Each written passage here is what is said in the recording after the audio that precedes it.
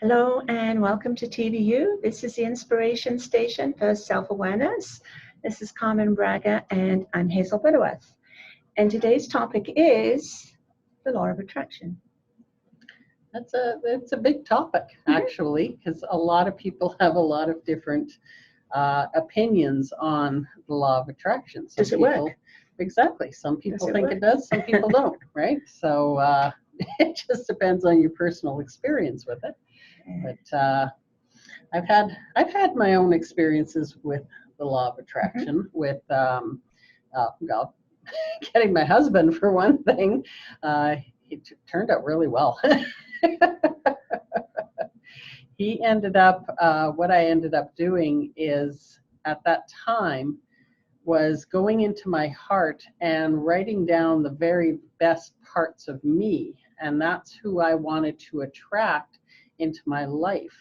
You know, they always say opposites attract, and yes, they do, but sometimes they don't stay together either because they're two opposites. So I wanted somebody in my life who I had a lot in common with. And so for me, I did it that way. I went into my heart and I just wrote down what was most important to me. Who was I really on a more soul level? And that's what I put down. And when he came into my life, he was literally 90% of what was on that list. So that's pretty damn good odds. 99.9? No, I got just 90. How would you?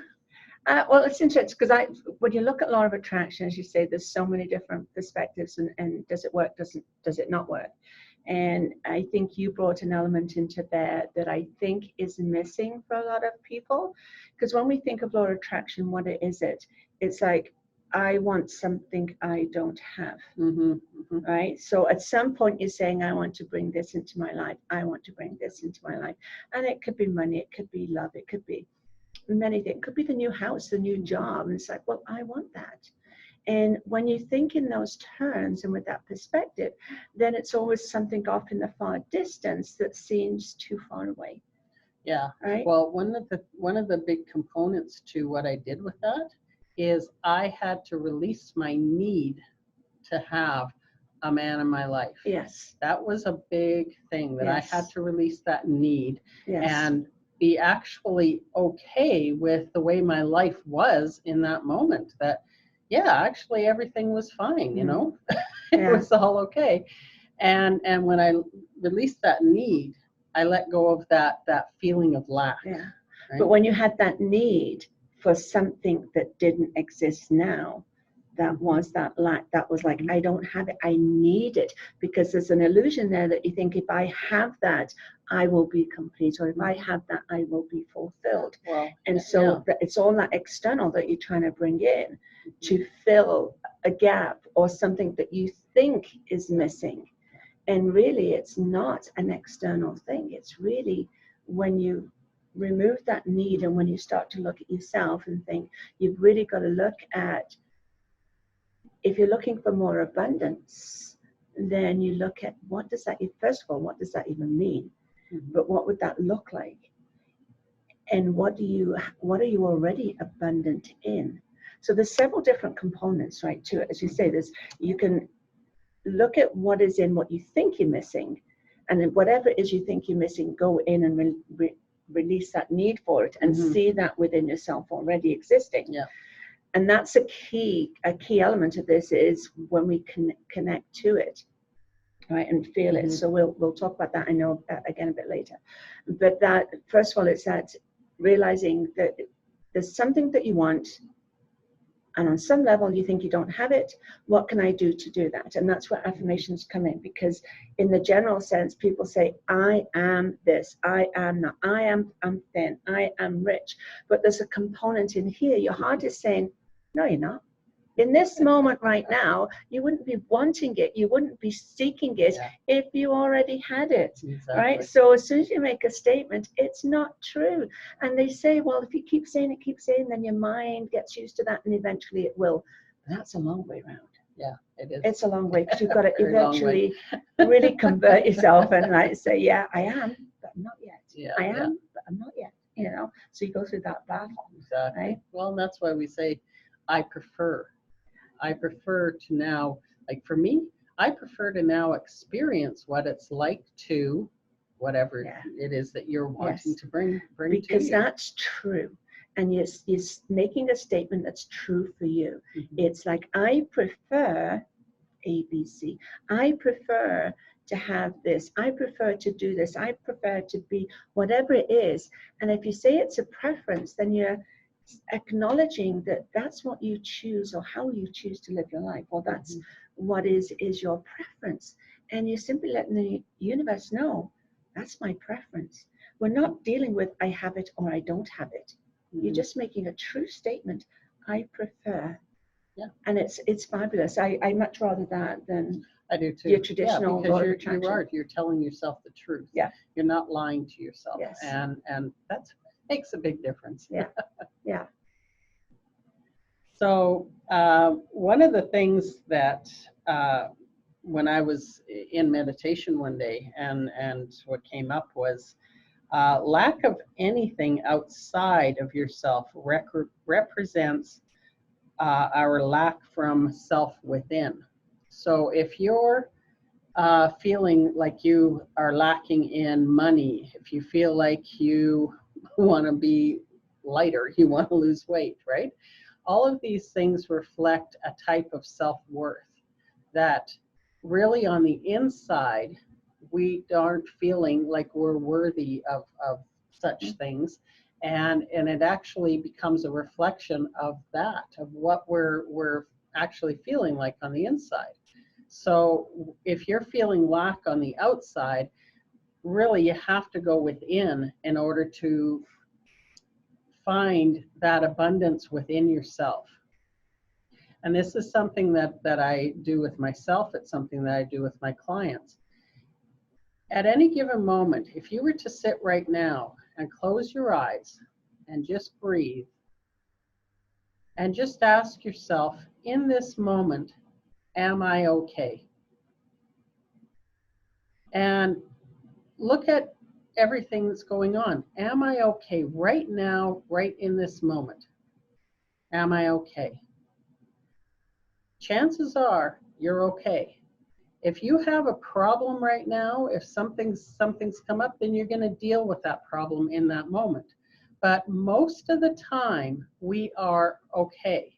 And it's to tap into that part of yourself, because you really do have that abundance within you, that you are okay in this moment.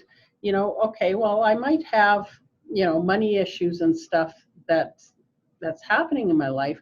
But in that moment, when you're sitting there in your house, you have a roof over your head, you have food in the fridge, you have a warm bed to sleep in, you have pretty much everything, right? We do have these things. Most people do have all of these things. We're surrounded by it all the time. But to tap into that part of yourself, into that abundance, is what's actually going to create more abundance in your life.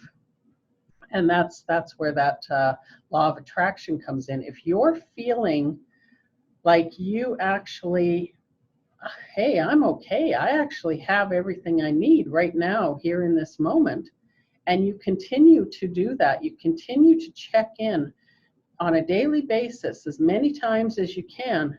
Right now, I'm okay. I have everything I need in this moment. I'm fine. That's where you're going to rewire things, and you're going to rewrite the story, because then you're going to start creating from that state of being rather than the state of being of lack, right? And that's where we need to come into that place of, I am okay right here, right now, that place of acceptance of who you are right here, right now, and that everything's okay. That's what you want to tap into. That's where you want to create from. That makes sense? As I go on and on. Well, you were very passionate about it, so I thought I'd just let you do your thing. It's true. connecting to that space within you, knowing that from here, everything is okay. Mm-hmm. And if there is something that you desire, and in your headspace you think, I don't have it, as Carmen says, go in and check. And check what, if you're looking for abundance, then go in and all those areas in your life. It's where gratitude comes in. It's like, I am really abundant in this. I am abundant in this. And there are things that we ignore about ourselves, that a lot of this already exists. Mm-hmm. And that is part of that foundation too, is realizing that self-realization. I am okay as I am now, but I also have abundance. But I'm so focused on bringing this little one element in that I'm ignoring and forgetting all the other areas where I am abundant. And it's like, oh, gratitude, because whatever this energy is in here, and we've all come to know and understand that whatever we radiate outwards will come back. So if we radiate love and gratitude, if we radiate that we are abundant, we feel abundant, then everything we do that day is going to come from that space, but it's going to influence everything you do. So when something comes up, you're going to approach it with that confidence and that sense of, I am abundant and I've got this, I'm okay. So it changes the dynamics of all your interactions and everything that happens and presents in that daytime. So you're starting with a totally different outlook on the day of who you are and what's going to happen and how anything presents in the day. So absolutely within is that space. Mm-hmm. Where that is where we begin. Okay, so let's just take a moment. Okay, we took a moment. The reason I took a moment is we talked about perhaps maybe just spending a moment within, mm-hmm. Right? So something for you to try for yourself actually is, first of all, prefer. If you change the dialogue to I prefer, what is it that you prefer? I prefer to have lots of money in the bank. I prefer mm-hmm. to have flexibility in my daytime. I prefer, what do you prefer? Like, give me 2 things you prefer. I prefer to be thinner. We can't say the statement, I want to be thin, because it's, again, right, that's not, I want, says that you can't get there, but and then, well, it's health, really. Health. Yeah, I prefer to be healthy. Yeah. You know. So if you make a statement like I prefer to be healthy, then I encourage you to have a look at what that really means for you. Does it mean that, do you see yourself working out? Do you see yourself eating better? Do you see yourself walking more? What does it mean to be healthy? Mm-hmm. It could be that, you know what, I get signed off the doctor and I'm off meds. It could be, what does that look like for you? Because for each of us, it's different.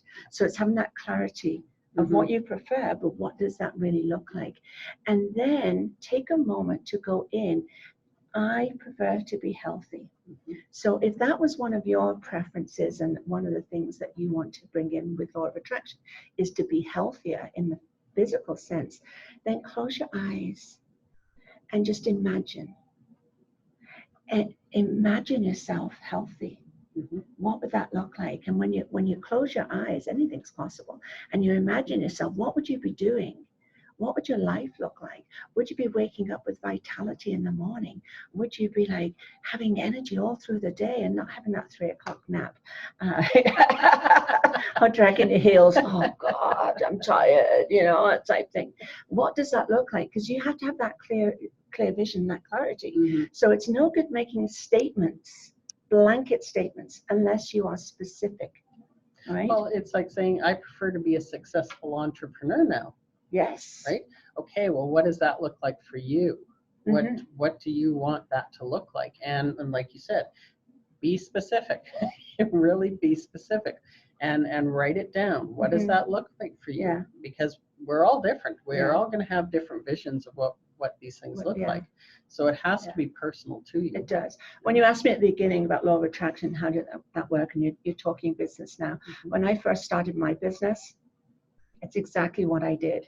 I had a blank canvas. I started with a scrapbook And I started collecting, I started visualizing, if I'm going to open a premises, a professional space to do my work, what would that look like and how would that feel? I came out of the corporate world.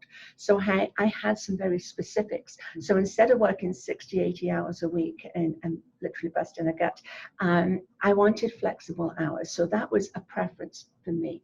I'd never been able to go out for lunch with the girls or anything like that because I was always working 6 days a week and I was too busy on my day off, right? Catching up with laundry and housework and all that sort of stuff. So I didn't, and I wasn't able to go for lunch. So that was on my list. And for a while, when I first left the corporate world, I was going for lunch all the time, and then eventually kind of, okay, that fulfilled that now. I still go for lunch, but not as frequently.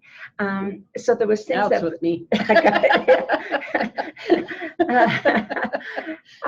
But I had this scrapbook and I put color swatches and I collected things and I did it. And all together, what the rooms would look like. And I wrote it out. What would my day look like? And how would I feel in that space? And when I went around checking premises, I found a space. And I actually got to go and sit in that space. And I literally, it's an empty room, and I'd sit there and I would just imagine, if this is my space, right, would it work for me? And imagine clients and students coming in and imagine coming into that building every day. And it was yucky walls at that time. I had to do renovations. Imagine me walking through the door. No, I didn't imagine you walking through the door. Well, I know I did, because I invited those who are open and willing to take responsibility for themselves. I had a very specific. Yes, you came and you stayed. Yes, yeah.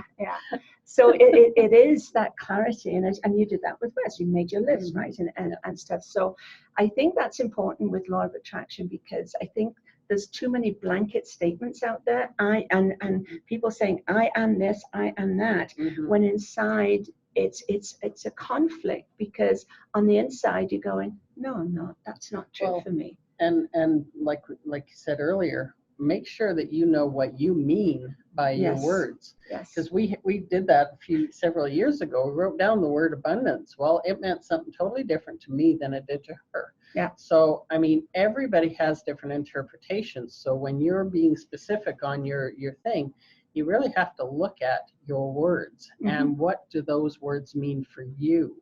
That's plays a big part too. Yes, yes. I used to challenge you on that, didn't I? You challenge me on a lot of things. Can't use that word. I've lost track. But it is important, because what we speak, we manifest, right? So we have to be very conscious of the words that we're choosing. So be specific, know what it looks and feels like.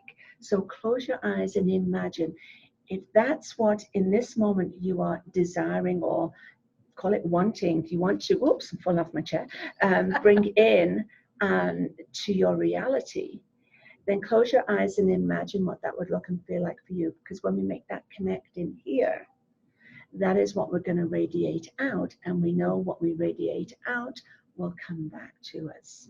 So it's not taking something way out there that we're going to pull into us.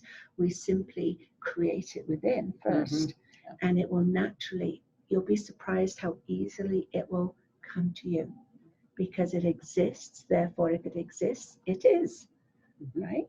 And it's just a natural process. So you're not fighting it. You're not coming from lack. You're not saying, oh, law of attraction doesn't work. It's how you approach it and how you incorporate it and how you understand it. And let go of your need for it. Yeah, the needs and the wants. I want to be this, but we were taught that as kids. What do you want to be when you grow up? I want this. And it's like, well, what do you want for Christmas? What do you want? So we came up in that programming of I want. And you'll know parents will say, oh, I've got a kid and he's I want. What's your name? I want. Right? Because they'll say, I want this, I want that. But they're expressing a desire. So I think look at the language on that and how we speak to kids too. And if they are asking for something, just as an additional here, if kids are asking for something, where are they sensing their lack, that they're asking for something that they perceive they don't have right now? Well, I'm just thinking, it was a post that I put on the other day that this kid wanted an iPad, and mom and dad gave her a Johnson & Johnson iPad. That's pretty clever. You asked for it, you know, right? That's what you asked for. And we have that phrase, be careful what you ask for. Because, you know, and some people wonder why it doesn't come to fruition. It's like, well, if you went into the library or went into Chapters and buy a book and say, I want a book. Well, what book are you going to get? And you know, a sales associate and go, here you go, here's a book. Yeah. And you go, well, that's not the one I want. Well, you asked for a book. Here's a book. You got what you asked for. Yeah. Well, I want a book on this subject. Okay, they go get a book on that subject. There you go. But that's not the one I want. Well, you asked for a book on this subject. Here it is. So it works on that same sort of principle in the sense you've got the more specific you are and the more connected to it you are, then that's, you know, you're more inclined to create, get what you're creating. It's more inclined to self-realize for you. So, yeah. Awesome.